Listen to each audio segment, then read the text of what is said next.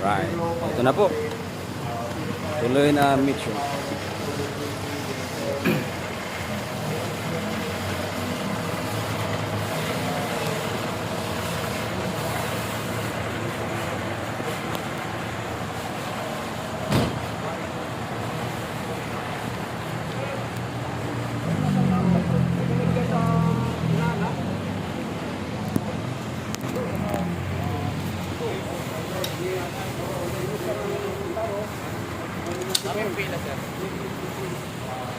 Dito, formation muna tayo.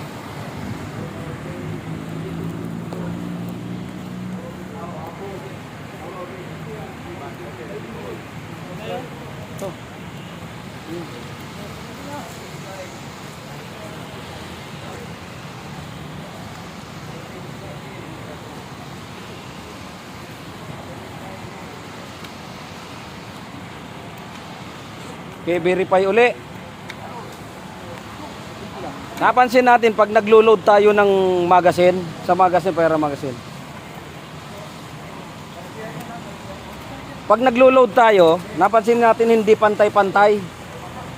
Pagka-load natin yung tatlo, itaktak nyo bago isalpak. Itaktak nyo para pantay siya, para pag pumasok doon sa barrel, pantay siya. Kasi kapag hindi pantay dito, doon nagkakaroon ng kalang. Sama pala po si DP sa isa, oh. Kaya lagi nyong itataktak. Ang ano natin, tatlo-tatlo. Pagputok ng tatlo, pagkatapos nila, magharap sa likod. Pagharap sa likod, sabi ko, load. Maglo-load kayo. 5 counts. Load, tapos sabay-sabay din harap dito. Huwag ikakasa. Ngayon, pag sabi ko magpunglo, paghanda, doon na natin ikakasa yun. Kaya tatalsik yung basyo. Tatalsik yung basyo pag kasa nyo. Huwag kalimutan na mamaya baka pag nag-load kayo. Oo, yung first, oo. Huwag kakalimutan kasi bawal tayo magkasakasa kung saan doon. Tapos pag natapos, huwag tayong huwag tayong magkakasa hanggat mayroon pang gumagawa. Madali tayo doon. Pagkatapos na, saka na i-command natin yung pagpupulot ng basyo. Kasi kadalasan tayo, trigger tayo eh. Pagka talikod ka agad, kasa.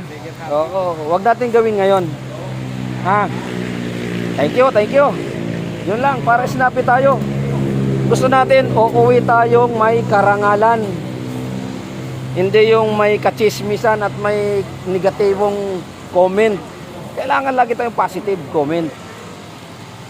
Kuha. Sergeant, ikat. Sargentina. Ramos. Sige, salamat. Saka last command ha. Last note ng command. Saka tayo gagalaw, kikilos.